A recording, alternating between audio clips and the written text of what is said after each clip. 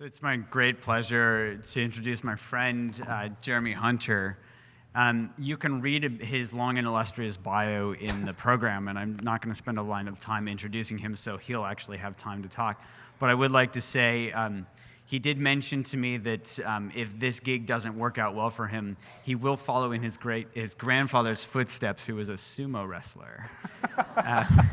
And the other thing I'll mention, which you don't see from his CV, is that Jeremy is extremely beloved by his students. So when you hear stories of his students who are just extremely dedicated, I think you're going to get a sense just by the way that he talks today why that's the case. So without further ado, let me please welcome Jeremy Hunter. Thank you. Thank you. Hi, good afternoon. It's post-lunch, so that means the game is on me to keep you guys awake. So let's just set some expectations. One is I'm not going to talk to you about research because I don't do research. It was a strategic decision I made after I finished my doctorate, and I woke up and I realized that research made me anxious and depressed, and I hated doing it. But I did really love working with people. And so what I'll talk to you about is the program I developed at the Drucker School of Management, now 15 years ago, but has been in action. Next year, start 14 years. So if you want a randomized control study of a leadership program and its efficacy, that's like 5 doors down. So before I start, however, there's been a flood of material on mindfulness and its application to therapy published. And sometimes quantity outpaces quality. And for the person looking in that space for good material, where do you find it? And I want to just take one moment to suggest to you this book, Mindfulness, Meditation, and Psychotherapy by Steve Alper. Steve has written a really amazing book and taken the depth of his realization. He has been in this game for a long time and put it together in a model that is very useful for therapists across whatever therapeutic discipline you might be working with. And it's a fine work, and I suggest, if you're interested, to check it out. So, without further ado, I have to also give you one more disclaimer, which is you might be asking yourself, gosh, he looks kind of tired. And why is that? And this is the reason why. It's my son.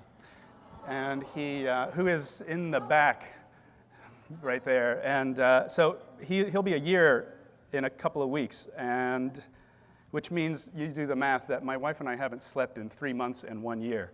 So if I repeat myself or make contradictory statements or have some malaprop, that's why. So I ask for your forgiveness.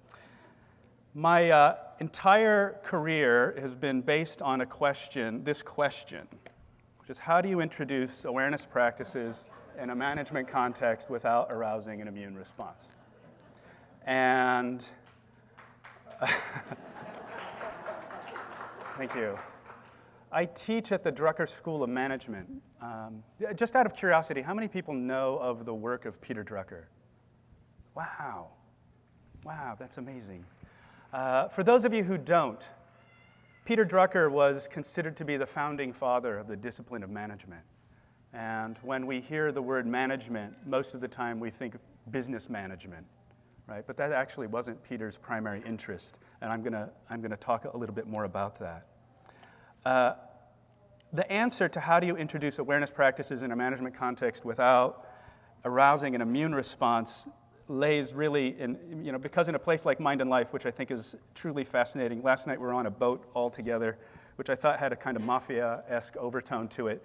But I realized that there were so many people on this boat that were my dear and beloved friends, and that really enhance my quality of life and happiness to be alive. That wouldn't have happened without Mind and Life. So thank you. And also to watch Susan Bauer Wu in action, this this balance of intelligence, elegance, and strategic action is really also quite impressive. So may the force be with us. So the answer to this question, a place like Mind and Life, lineage is important to talk about, so I have to talk about my own lineage. How I answered this question, really came from three sources. One, my own graduate advisor, Mihai Csikszentmihalyi, who was for a long time the only psychologist in North America that really talked about attention and the quality of attention, and how the quality of attention and the quality of your life were intimately interrelated, and that flow experiences were one way of talking about, in a sense, mystical experience through a social science language. And so he really set me on this path in a way. And then the other person is Peter Drucker himself, who, if you don't know him, was truly one of the most remarkable men of the 20th and 21st century. And as I said, when we think about management, we think about business management, but that really wasn't Peter's primary interest. Peter's primary interest was, how do you create a society that functioned? And what most people don't know is that his interest in creating a functioning society was as a response to the rise of authoritarianism. He died at the age of 95, so he saw a lot of things happen in his life. One was the collapse of capitalism in the 1920s and 30s, the rise of fascism in Germany, and the rise of communism in Russia. And his response to that was that how you fight these forces is that you create a society that worked. And and because modern societies are societies of organizations, those organizations had to perform. And not just perform economically, but perform in the sense of giving people a place where they could find community and connection, where they could find a place that they could express their values, where they could exercise their strengths and skills, right? Where they could find meaning and purpose. And that if you had a society where the organization, and so that's why he got interested in management, because those organizations had to be managed well, right? So from the Drucker point of view, from the point of view of the school I teach at, our job is really to keep society functioning, because that's how we stay free. And that when these organizations stop functioning, then people become very vulnerable, because their survival patterns are activated. They become very vulnerable to manipulation. Right? So the role of management in this, from our point of view, is not to make a buck, but to create a life or a world that you want to live in. So, I debated on how much of in this talk of my own story I should share with you, but then I realized it's probably important. So the reason people oftentimes ask me, how did you get interested in doing this stuff? And how I got interested in doing this stuff is that when I was 20, which will next month be 25 years ago, I was diagnosed with what was supposed to be a terminal illness, and it was an autoimmune disease affecting my kidneys, and the prognosis was 90% chance of organ failure within 5 years. And some part of me thought, okay, that's good news, because at least it's not 100%, right? Well, eventually it's going to be 100%, but not so soon, right? And so I realized that somebody had to be in the 10%, and I decided that was going to be me. And that this medical science couldn't really cure this problem. It still can't. And so I decided to turn this medical journey into a spiritual challenge. And as Judd mentioned, my great-grandfather was a sumo wrestler. I'm still working on the belly, but much to my wife's delight, I'm not yet qualified. So I was an Asian studies major in college, and my religions prof gave me a copy of Philip Kaplow's 3 Pillars of Zen, which, as you probably know, is the first book in English to teach Westerners how to do Zen. And I went to school in rural Ohio, where it might be surprising for you to know that enlightened Zen masters were in short supply. So this book was really my teacher. And I thought that if I could train my mind to deal with the anxiety of living with this thing that was killing me, that maybe, I very naively assumed that some miracle would happen and I would keep on living. And what's interesting is that a miracle happened and I kept on living. I lived another 17 years after that. And the interesting thing about kidney disease is that it can stabilize and then suddenly destabilize without warning, right? And so every day, you wake up with the question, okay, is today the day? Is today going to be the day you find blood in your urine? That's basically the hallmark of your kidneys failing. And so my internal practice helped me manage that experience as a 20-year-old, and to help me turn my attention to something that was positive and growth-oriented, not spray painting police cars in Singapore or something. So it's really kind of a foundation to my own life. So in any case, yesterday, my two very beloved students, Rhonda Rogers and Vanessa Kettering, and I gave a very brief talk on research I had been doing in the late 1990s, where we had received a grant to study mindfulness practitioners who were also successful professionals, right? In late 1990s, let's just say that wasn't a really easy thing to do. And through the good graces of Mirabai Bush and the Center for Contemplative Mind and Society, we found these people who were all quite remarkable human beings, one including the former chairman of Monsanto, which you might know was the first mindfulness in business application. And he is truly a remarkable human being, to be quite frank with you. And that what came out of that, it did not change the company, but it changed many of the people that participated in that organization. Including one who dropped out and became a Buddhist teacher. So we interviewed these people, and one of the things that they would say was that my life is so complicated and I'm being pulled in so many directions at once. And this is the late 1990s, right? It's before mobile digital technology came along to make our lives even more interesting. They said, my life is so complicated and I'm being pulled in so many directions at once that if I didn't have this practice to keep me grounded, centered, and sane, I think I'd be dead. And oftentimes they meant it figuratively, like John Kabat-Zinn, who was a person I interviewed, said, I would have been living a cardboard life with a cardboard family, living out, some false idea of the American dream, to people who meant it literally. And I realized, so that was an interesting data point. I had my own data point, and then one day I was reading Peter Drucker, and I came across this: you can't manage other people unless you manage yourself first. And it seems like such a self-evident statement, right? But I realized that these people that were being interviewed figured out a way to manage themselves, and they were successful people in the world. And I realized that, and that we train in business education or management education, we train people to manage everything but themselves, right? So we'll teach you how to manage other people, we'll teach you to manage financial resources, we'll teach you to wage marketing campaigns and develop strategy, and we'll put you in positions of a lot of pressure and authority and responsibility, but we give you no tool to manage the inner experience of that, right? I mean, if you think about it, it's crazy. So what I started to believe, and now believe even more, is that mindfulness and these internal skills should, in fact, not be something that's extra, but really should be one of the liberal arts of the 21st century. Understanding history and philosophy and language and math and all of that should also be bolstered by understanding and learning how to manage your own mind. More so as more and more of us don't work in factories or fields, but use our minds to make a living, right? We're using our mind. Everybody here is using your mind to make a living, right? And yet, what are the tools that we have to do that?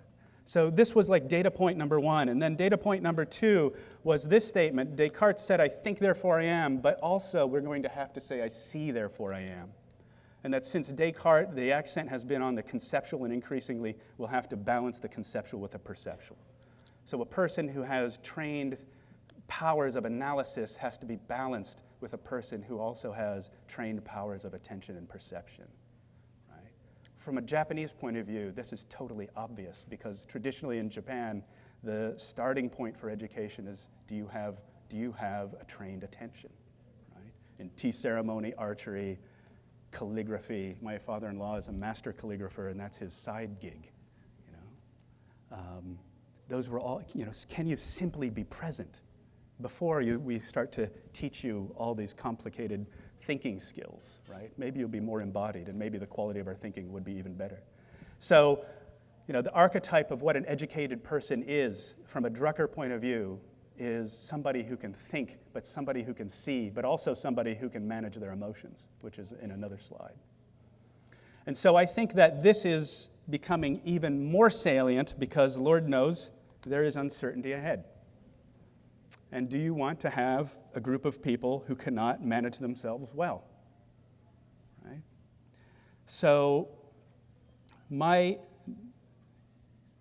kind of mission in life, if you want to say it that way, that's kind of too dramatic, but really my real passion is helping people in positions of authority and responsibility learn how to work with their own mind. Because that when I started this, and I kind of created this character that I was going to speak to, and he lived in Orange County. He lived behind a gated community. He drove a Mercedes. He was trained either as a financier or as an engineer. He was either part of the evangelical Christian community or he was an atheist. And I said, what is the rhetorical framework I can develop to talk to him? Because very often he's suffering, and he doesn't know why he's suffering, because he checked off all the boxes. He made it. And yet, something is gnawing at him that this isn't right. And there's nothing in his social circle that supports him. Right? He can't go to the country club and talk about it with his friends because he doesn't want to look like a weakling. Right? So how do you create an opening for him to walk through so that he can start to work with his own inner experience? And that was my goal. So, and interestingly enough, he showed up. That very guy fitting that profile showed up in my class. And I'll talk about him in a minute. So, from a Drucker point of view, the idea of training perception, and it was interesting to hear Cliff Saren's talk, right? The idea of training perception allows us to see reality more clearly so we can adapt to it, right? So that we're not acting from our habitual responses, the old maps of the world. And it was interesting to hear that in their study of meditators, that the meditators showed they had greater psychological adaptive capability. That's totally what I've found in my own students. And by the way, if you want to come study any of this, you're more than welcome to, because I don't want to do it. So as a school, our framework of the world starts with managing yourself, and then moves out to how do you create performance and value, how do you lead with purpose, how do you manage in a society, and then how do you manage for the future. And if you want to learn more about Peter Drucker, I highly recommend this book, just published by a very beloved colleague, Joe Maciarello, who wrote this book, Drucker's Lost Art of Management. It is absolutely spectacular bit of work. So let me say a little bit about the classes. So in the executive management program, we have 21 weeks of mindfulness training. First 7 weeks is all about dealing with your nervous system and attention. The second 7 weeks is about dealing with reactive emotion and generating growth emotions. I've stopped using the language of positive and negative emotion because it doesn't fit. And there is not a language yet that does fit, because I would argue that in some cases, anger can be a very positive emotion. Right? It's just to what end are we using that? So we learn how to generate growth emotion, which I'll talk about in a minute, like appreciation and love for one another, basically. And I should say that the Drucker ethic is not, you don't come to the Drucker school to learn how to foist your narcissistic desires on the world. You come to the Drucker school. The Drucker ethic is to open yourself to the world to see what it needs, and then cultivate the best of yourself to be able to meet that need. That's what we do. And I realized, oh my gosh, we're probably the only school of management in the world that has compassion as the basis of its action. Right? So our students come in the door with a certain set of values already built into them. So in any case, the first 7 weeks are about attention and managing nervous system reactions. The second 7 weeks are about managing emotional reactions, and then the third 7 weeks is about transition, because we're in a world of transition. And at some point I realized that many of my students are in multiple transitions at multiple levels simultaneously, and it's driving them crazy. And so how do you use mindfulness and other awareness practices to navigate the anxiety and fear and terror of living in a world that is constantly changing? Right? So, and then in the MBA program, the first 2 classes are compacted into a course I call the Practice of Self-Management. So, I should say, they are not easy, right? And that people are warned not to take it, and by me. And we do all kinds of things. We screen for trauma, not as a disqualifying category, but as something where I can monitor the student and get them help if they need it. And oftentimes I'll have 3 or 4 students in some kind of somatically based trauma therapy before the semester is out. And yeah, it's really hugely important. And I think that the mindfulness community needs to pay more attention to trauma, and that mindfulness may not be the go-to tool for somebody who's dealing with a lot of PTSD, especially body-based PTSD. To do a body scan with somebody who has experienced sexual abuse or some kind of violence is doing them a gross disservice. And the other thing is that we don't do any third-person case study. The reason why the students are warned away from taking the class is because that they are the case study, right? And it's way too easy to be the armchair quarterback to see, Phil, the reactive manager, and look at what he's going to do, and like, ha, ha, ha, what an idiot. But if you're the idiot, then it's much more interesting to work with. So the class is arranged as a series of experiments that the students undertake week by week to explore the nature of their own mind. And it is not for the faint of heart. And so, and that I should also say that we do meditation practices, but my own particular training in mindfulness has been very active.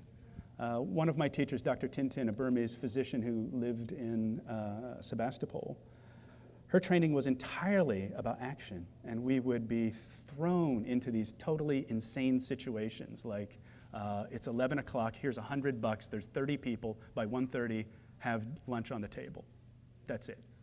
No food, no recipe. It's Northern California, so everybody's got some weirdo diet thing. She can only eat red things, he can only eat, he's allergic to water. And you had to account for that, right? And then you had to perform, right? You had to perform. And then at 1:30, lunch had to be on the table.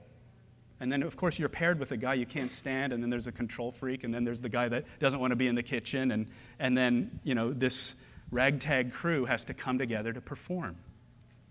And it's an amazing practice, because you can always do it. So the models I use, we do several different kinds of meditation to provide a foundation for practice, but I find that why does it take mortal events to make people mindfulness practitioners, right? Because they have to use the fear of their mortality gives them the energy to have a regular meditation practice. And I find oftentimes if you don't have that, the meditation practice drops. So my goal is to have them practice these, what I call live fire practices, over and over and over again, so by the time the class ends, it's etched into their brain, of knowing how to watch their own reactivity as it's happening. So that's the fundamental thrust of the work, is using your life in action, and all of it, the commute, the difficult boss, your spouse, your baby kid, having a child is a wonderful practice. He doesn't care what you think. And how can you be loving and present in all of that? It's a wonderful practice, So what the classes aren't is that they're not therapy. We don't do any kind of, we don't sing songs, and we don't hug each other. We don't end up at the end of the class in a circle singing, doing the hokey pokey holding hands. So what the classes are, as I alluded to, they're very action-oriented. Because, at some point, these people are action people, and that introspection doesn't necessarily come easy to them. So you have to use where they're at already and work with that. And that and let the practice be an overlay and not an addition to things they're already doing. Right? So, and that we focus on result. And then oftentimes people say, well, why aren't you creating a kind of attachment to that when you put results into the picture? But let's face it, folks, we're always being judged on our result, right? And your actions are always generating result, right? So from a Theravadan point of view, you have your karma and you have your vipaka, right? And so what's your vipaka? What are the results that your intentions and actions are generating? And are those the results you want? Is that what you wanted? Is that what you intended? And if it's not, then you circle back to say, okay, well, what went off the rails? So we do this very fine-grained analysis. Well, I'll talk about it later. But anyway, so the result is, so about 6 years into teaching, I started to call up my old students and say, what'd you get out of this? What'd you get out of it? Because it's not a class on stress reduction, right? It's one of the effects that their stress goes away or that it goes down. But what did you really get out of it? I'm curious to know because I've never taken my class. So the modal answer by far was this. It's like what I learned how to do was to create choices. I learned how to create choices in myself that before my emotional reaction said there are no choices, or that my belief system said there are no choices, or that my habits didn't give me any choice. That I learned how to step out of all of that and look freshly to say, okay, what do I actually want to do here? What's going to be helpful, right? And it was revolutionary for them, right? So when I first started teaching, I talked about this in terms of productivity. And knowledge work, and again, another dirty word oftentimes in this community. But when you really, and because I think we have an outdated notion of what productivity is. When I was going through college, I worked at a metal plating factory. And I plated door hinges for 8 hours a day. Productivity there was at the end of the day, I could count how many door hinges I had electroplated, right? You're churning out the same little widget for hours, and then at the end of the day, you can count it. Nobody bothered me, nobody pinged me, I could focus on my job because there was only one thing to do. Focused attention was built into the job. Right? I didn't have complicated relationships with the other guys on the line. In fact, I tried to stay the hell away from them so they wouldn't figure out another way to torture college boy. But now let's fast forward to the brave new world of knowledge work. And is any of that true? Do you go home at 3:30 and not think about work? Right? Can you focus on your job? Do you even know what your job is? Do you know what doing well in your job entails? How do you evaluate yourself? Right? And the boredom of a factory line has now given way, I think, to the anxiety of fear of missing out. What have I not done? If I stop spinning the plates, what's going to come crashing down? So productivity for the knowledge worker is interestingly in a very unexpected and unusual alignment with all the things that we as contemplatives are interested in doing. Right? It's like, how do you relate to your fellow human, right? Google just spent Lord knows how much to find out what made their teams effective. What made their teams effective? Being nice to one another. I told Bill I'll do that study for half price next time, right? So if they want to call me, right? So all these things that we think are important as contemplatives are also important to knowledge workers. How to focus your attention, how to manage your emotions, how to step out of your emotional reactions, how to think about things in a fresh new way, right? So we've achieved this very strange place where economic and social forces now put us in the position of asking fundamentally spiritual questions, right? Isn't that interesting? So one core, I don't know what to talk to you about, so I just thought I would just give you kind of a grab bag of how I think about it. One of the core assumptions I work with is Porges' model on vagal hierarchy, right? And a polyvagal hierarchy. And that we have a zone of resilience that allows us to deal with stimulation without basically losing it. And that when we lose it, we move into states of aggression or wanting to escape. And that when we're in really extreme situations, we just give up. Right? And so the goal of the class is to help people recognize when have they left their zone, how to come back to their zone, and how over time, how do you expand their capacity to deal with stimulation, right? So in the process of doing that, we do what I call cultivating the 4 rigors.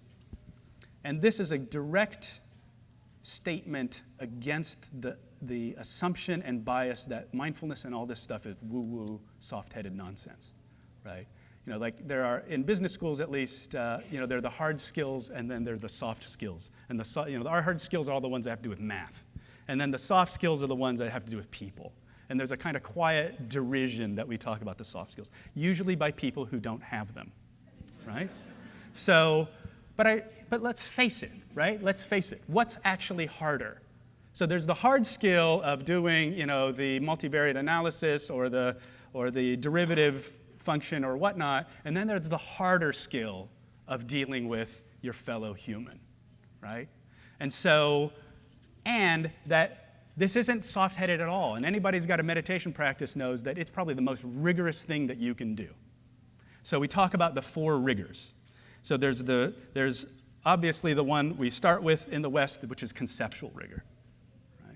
And that extends to your own belief, understanding your own belief system, you know, being precise about your assumptions and biases and expectations and rationalizations and justifications and judgments and how those, you know, color a situation. That's conceptual rigor. And then there's perceptual rigor. Can you see what's going on right in front of you? Which very frequently people don't do. I have what we do in week 3 is something called attention reset, which is between you and me, beginner's mind. But they have to show up in a situation where they know a person for a long time and imagine it's the first time they've seen them. What do you notice? A guy shows up into his office and pretends it's not his office and it's the first time he's come here. And he realizes how shabby it is. How there's like coffee stains on the floor nobody's cleaned up in years, and that the brochures are outdated and the walls are all gray. And he's like, no wonder we can't hire anybody, right? So there's perceptual rigor. And then I think most importantly is somatic rigor, like what's going on in your body? What is your body telling you? You know, when the phone rings and then you see it's your most difficult client, what's happening in your body? And how does that influence your emotional reaction? Right? And then how can do you understand what you're feeling? Do you understand what you're feeling? And then can you learn how to metabolize those emotional reactions so that you can see a situation with greater clarity? The other thing I should also say is that we don't talk about ethics for several reasons. One is that if you have well-developed conceptual, perceptual, somatic, and emotional rigor, you will automatically go there. Right? So as one of my students said, you know, my ethic is to kill them with kindness. But if I really am honest with you, I just want to kill them. You know, they come to it on their own. They see their own aggression, right? Or they see the part of them that wants to make themselves look great, right? So you can do all of these things, but you don't have to be heavy-handed about it, right? And the whole goal is not to be heavy-handed about it, not to prescribe some solution. You know, because I'm not a religious teacher, I don't prescribe values. But what I do is to try to create a situation where the student themselves can become clear about what their values actually are, right? So they can understand themselves more clearly. It's not my job to tell them who they should be, because they're all mature human beings. And so and the other thing I should say is that we don't just stay in the classroom. We always go to the art museum. We go out of the classroom, go on the city streets. I just did a program in Japan with a group of social entrepreneurs, and one of the exercises was just go walk out on the street and watch your mind. And one guy comes back and says, "Oh my gosh, I'm such a judgmental person." This is the same guy that says, "You know, my wife is really difficult," right? And then at the end of the day, he realizes, "Oh, my wife's not the really difficult one, because I'm constantly judging everything she does." Right? So. This rigor, and then at the art museum, you know, you give people aesthetic experience because usually they're used to anesthetic experience, right? And you wake them up to their own senses.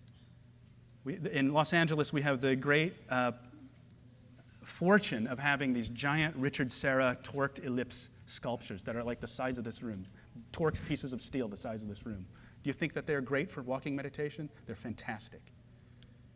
And just by walking around this giant steel structure, people will feel oppressed and terrorized and at home and at peace all at once. Right? So in your own working with mindfulness, consider going to places that we don't normally go to as meditators. So the rigorous engagement with experience, looks like this. They start to pay attention to the sensations in their body, the emotions they experience, the thoughts, stories, narratives, and images in their head. And that the unit of analysis I work with is the unit of a moment, right? And that life is a series of moments, right? It's a continuity of sensations, emotions, and images, right? And you can bet your bottom dollar somebody's trying to figure out how to replicate this digitally so that all you have to do one day is plug into the matrix. It's going to happen in our lifetime. And I predict it'll be poor people that'll drive that entire market because you can escape to a different reality. So we start to see life as a series of moments, right? And that you start to see what are you feeling, right? You investigate what are you doing? Like, what are you experiencing right now? How is what you're experiencing right now going to predispose you to take action in this next moment? And how will what result will that bring? And is that a result you want? This is all we do for 14 weeks. And so what they learn how to do is then recognize that moment to make a different choice. And then, as you all know, right, through the magic power of neuroplasticity, you keep making that different choice over and over again, you get a different future. Right? I call this bending the future. So we work at the first stages of the class with transforming, understanding how does your nervous system reaction work? How do your survival reactions work? How do they get you into trouble? Right? And that provides motivation to not drop the class, basically.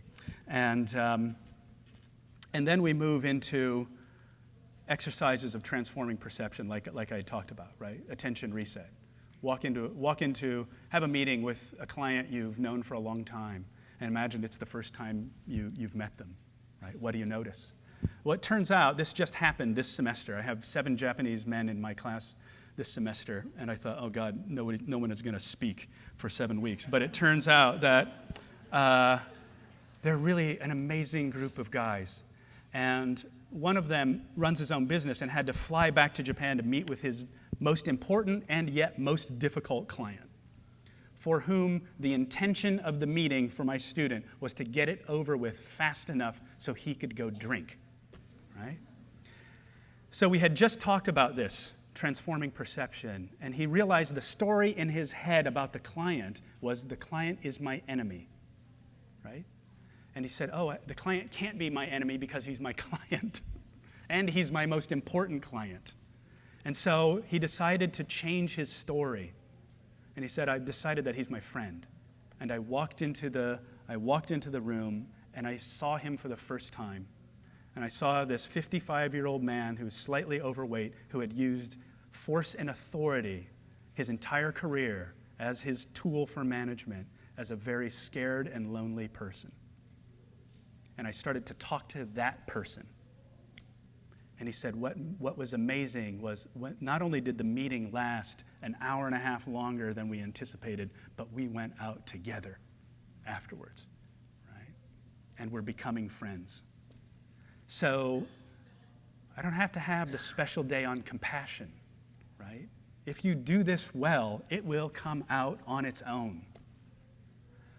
Then we have a whole set of tools around managing reactivity and primarily based on somatic healing therapies, which I find, to be quite frank, much more effective than mindfulness practices in regulating nervous system action, and that you should study them.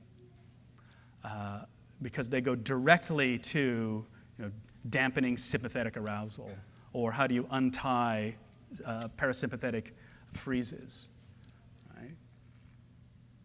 So then we start to collect moments, and then you collect enough moments, you realize they're patterns. And usually people will have patterns of perfectionism or wanting the world to go their way, or one of my students who was CEO of his firm who thought that if you didn't see the world the way he saw the world, there was something wrong with you. Until we went to the art museum and we did a drawing exercise, and he made a drawing of the painting, and his best friend in the class made a drawing of the painting, and guess what? They made two totally different drawings, and it was inconceivable to him that you could see something different. And that was the moment of his transformation, as somebody who told people what to do to somebody who asked, what do you see? It was amazing, right? What do you see? Can you imagine what it would be like to work with a guy who just told you what to do all the time, and then suddenly he comes in on Monday morning asking you, well, what do you think we should do? Right? So they start to see their patterns. And we use models based on dependent origination to start to dismantle them. How does the pattern work? You know, how do you, I didn't put this up here, but it is published in the Oxford Handbook of Mindfulness and Organizations, a map that Ken MacLeod and I developed on how do you map a reactive emotion, right? Based on dependent origination. How do you teach an engineer about their emotions? So that you have a box with arrows pointing to other boxes, right? Something happens, I like it, I don't like it, you know, I tell a story about it, the story reminds me of some past experience, I have a whole set of reactions around that powers a reactive emotion, that reactive emotion creates an action, and the action creates a result, and we start over again, right? That's the reactive pattern. They can get that, right? And it also objectifies a very subjective experience, and we can talk about it as rational human beings. And then what I started to do more and more of are practices around recognizing what's going well, which is, I have to also tell you that I'm not a huge fan of gratitude, because if you come from a reciprocity-based society, having to receive things drives you nuts, right? And because either it triggers a whole bunch of stuff around I'm not worth it, or it triggers a whole bunch of stuff of how do I ever pay this back? It is not, in East Asian, at least in Japanese culture, it does not promote oftentimes good things. So what I did was to switch to an appreciation practice, which is a subtle but significant difference in terms of what happens. Appreciation is valuing things for what they are. And the exercise is that every day you value something for what it is. 10 different things for 3 weeks without repeating an item, which most people think is impossible. And it is impossible if they stay within the boundary of their own with their own habits. So the intention of the exercise is to push them beyond their own habits to see what's actually going well in their life. Right? The other thing is that gratitude is personal, and appreciation isn't, right? You can appreciate the spider living on your balcony, right? It has nothing to do with you. And what it does, my intention in doing that is that it counterbalances the negativity bias and our habit of seeing why things are broken or wrong or messed up in some way, you know. And what people will do, oftentimes, they start to realize their values. What do they like? So one of my students, a Japanese banker, writes about a week and a half into it and says, I realize I only value material things. And I said, okay, what are the other things you can value? And then suddenly he realized, there's my wife, and emotions and experiences and all kinds of other things. And he started to realize, that he lived a life of hedging bets.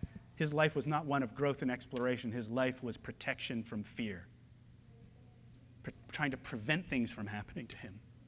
And he realized he didn't want that value. So in the recognizing of what's going well, you create energy. And it repositions perception, not to ignore what's going wrong, but to notice, in the midst of what's going wrong, there's all these other stuff that's going right. And that can be a source of energy. In the months before I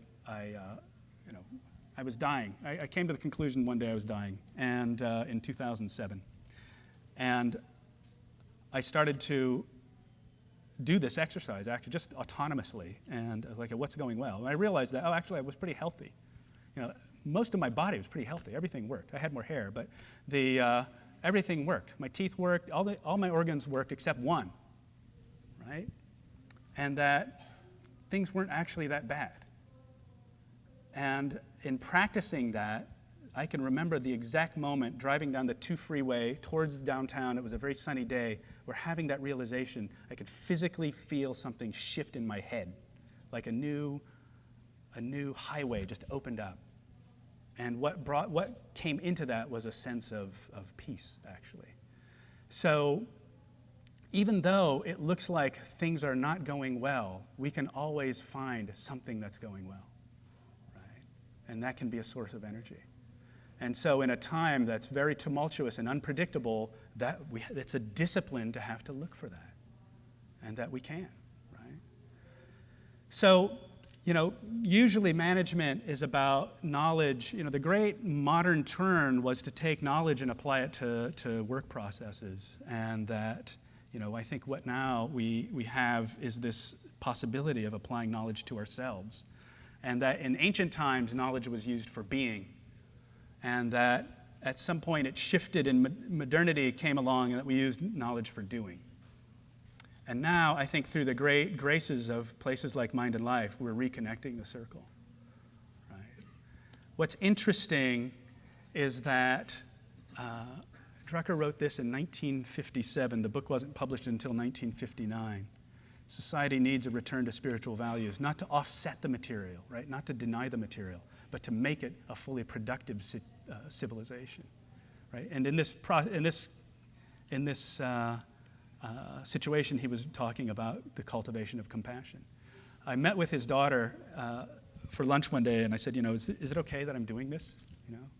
We were friends at the end of the lunch, so I assumed that it was. But he was a prodigious collector of Zen painting, and the Drucker collection of Zen painting is one of the best in the Western world. And he said, these Zen paintings didn't teach me anything about Japan. He said, but what they did do was teach me how to see. And there's an account which you can find online of somebody coming to visit him for advice. And he sat her down in front of this painting and said, how many colors are there? And she looks at him, she says, 2. And she goes, are you sure? And so she stared at it and stared at it and stared at it. And finally she realized, oh wait, there are like 1 million colors here, right? He helped her see the reality that was right in front of her face. Right? So I lived another 17 years, and in 2008, a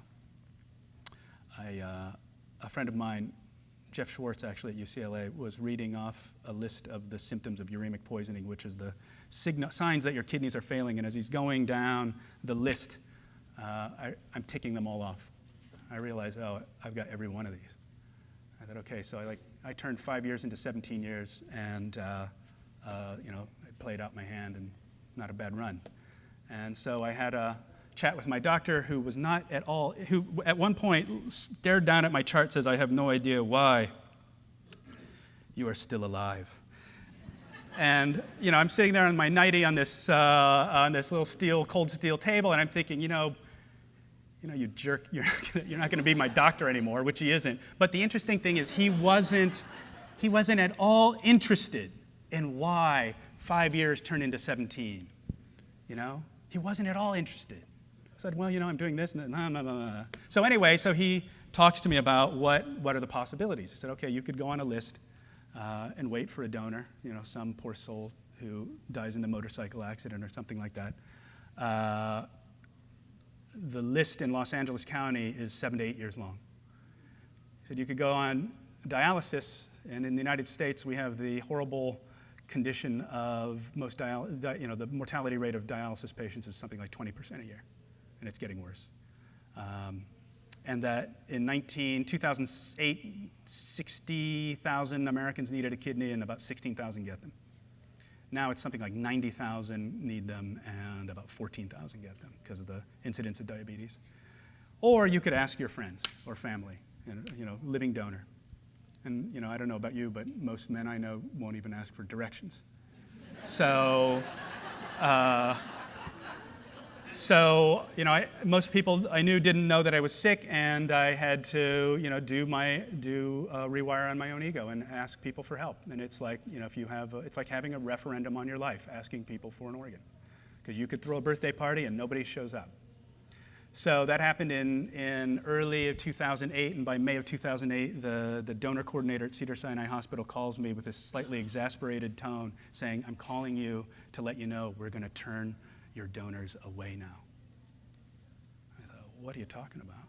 And she said, "Well, there's so many of them that that we can't process the donors for other patients, so we have to turn yours away." So I thought, "Oh, okay." And it's like, "Well, don't turn too many away." And then the competitive part of me got on the phone and said, "Well, how many of them are there?" And and at that point, it was 24. Later it would be more, but it was about 24 people. And I said, "Okay, so what's the record?" And it turned out, they didn't know, but they said, "Our best guess is 7." I said, "Okay, I'll take that." And so it turns out of that 24, it's actually probably something like 27. 13 of them were my former students. So that's my, so when people say, "How do you know your program is effective?" Because you've never done any research on it.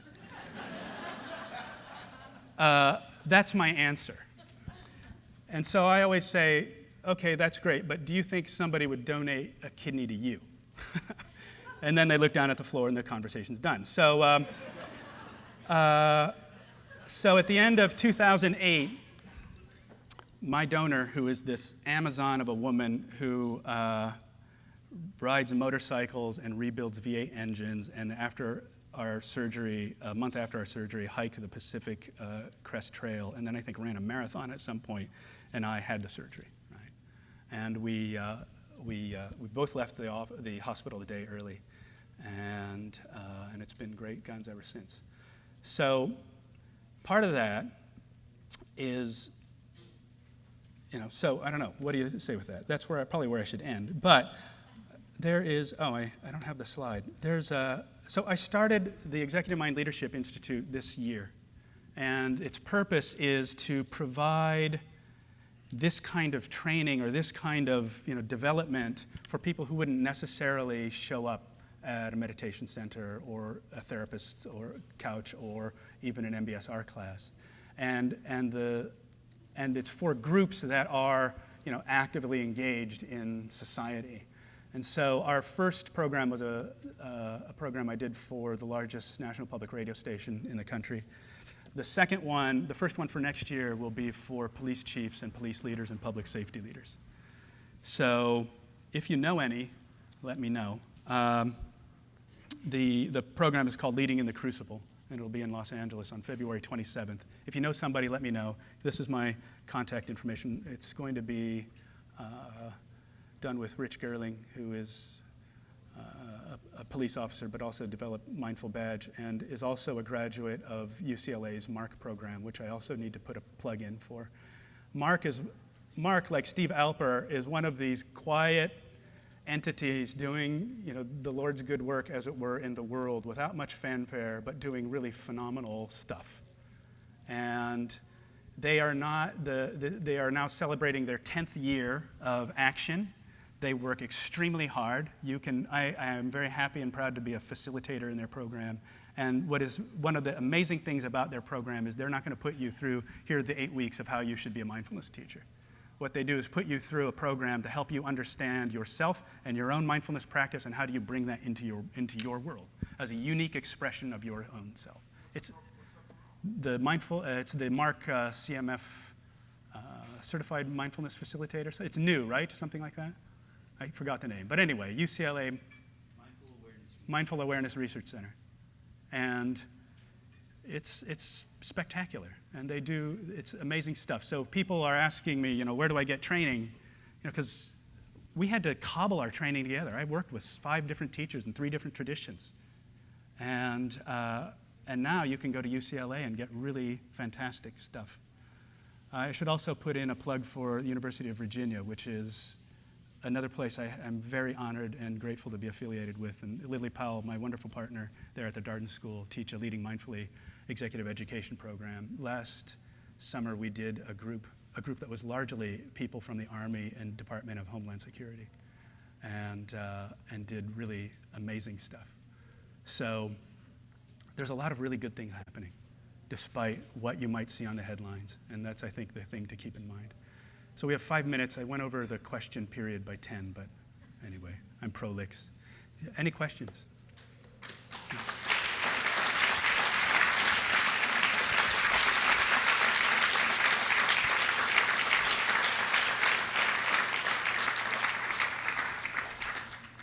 May I ask? Please, yeah. May I ask a question? You may. This is going back to your earlier Drucker quote. What do you think didn't function in the United States that gave rise to an authoritarian president-elect who is also a popular icon of business management? Yeah, right. But it's a good question. Well, one thing I should say is that Peter Drucker became very disaffected with business towards the end of his life and spent the last 30 years of his life developing a management for nonprofit organizations. But to answer your question, removing people's sense of safety over the last 30 or 40 years, and then systematically arousing their survival emotions that make them very manipulable, is my answer. So 2 parts. Do you have any resources for other universities that might want to integrate a similar program? I can't quite hear you. Yeah. Is this working? If you speak louder, it will. Hello? Okay, There sorry. we go. Do you have any resources for other universities that might want to start similar programs? And how do you see this looking in society in 20, 30 years? Yeah, good question. There's a book published by Jochen Reb, by Cambridge University Press, called the Cambridge Handbook on Mindfulness and Organization that was just published last year. And I have a chapter in it that kind of outlines my methodology. It's interesting that there's still not many business schools that do this because they rely on data. And because the Drucker School relies on values, we could do it, 13 years ago. So, take that for what you will. How will it go in 30 years? I mean, who knows? Ideally, why? Why is Mindful Magazine so successful? Because people are so hungry for these kind of things. And like I said, I think this should be a liberal art. Everybody should learn how to do this. And it could be like disease or death or disaster, divorce, downsizing, the 5 Ds, right, that motivate us into spiritual practice. It could be that as a society, you are, because of all the things we have to deal with, that we'll need tools. And so it could be that in a difficult world, people will gravitate to wanting to know how to use their mind better. So I'm cautiously optimistic. Thank you. But it requires a cadre of really fantastic teachers to pull it off, right? Which is why I so happily support Mark. Yeah. I wanted to return to the question of ethics. Yeah. I think morality is the domain of religion, but ethics, I think, is the domain of all of us. Yeah. And I have a concern that if you don't bring up ethics in a school of management, that people might come to their own parochial ethics or compassion for one person. But for instance, given just the climate crisis we're in and the pressure that will put on every social injustice and the way that's distributed unequally, we see in the refugee crisis or environmental racism, et cetera. Like if you're doing leadership development in the fossil fuel industry and you're not talking about a just transition, we're just in a huge emergency. So how can you please speak to that? Let me be clear. It's not that we don't talk about it. It's that it's not shoved in people's faces in some heavy-handed way, right? My MO is to set up situations for people to discover on their own What happens? And then once they discover that, then you pull that string. Right? Then you go deeper into their set of assumptions. Well, okay, you notice you have this belief, but what about this? And then what about this, but what about this? Right? But it has to start first with their own realization. And can I just ask, so we're talking at the level of sort of individuals having this, but does that enter into organizational or systemic level conversations? Yeah, and that's the next frontier, right? And the next challenge. So we do a practice called future visioning. And what floored me was that this semester, almost all my students had some kind of environmental theme. Like so, if you imagine yourself 10 years out, what's going to happen? And almost everybody mentioned, how do we live on a planet with increasingly fewer resources? Right? So it's happening. Let me plug another book, because a friend of mine and I were talking about this yesterday. There's some really fantastic things happening in terms of business and sustainability. And one primarily in Europe, driven by McKinsey and their interest in creating a circular economy. So like, how do you have an economy that doesn't, that uses waste products as resources, right? So it keeps going. That's one thing. So just look at McKinsey's circular economy, that's one. And then a book that just was published by colleagues at Case Western, where I also teach, called The Next Grand Strategy, which is an alignment of American foreign and domestic policy along with the economic engine to produce a green economy. And it was a study done by the Joint Chiefs of Staff on what should America's next strategy be. And that without any glimmer of a doubt, the biggest threat to national security is climate change. And so so now they are building the infrastructure, something called, which I can't remember if it's called the Long Haul Bank, but in any case, they just created a bank and funded it that will fund long-term infrastructure projects to build the foundation for a green economy. So, the Next Grand Strategy by Patrick Doherty. I have reluctantly become an optimist, and because there are some really interesting things that could happen. So don't think that all is lost. All right? Yes. Thank you.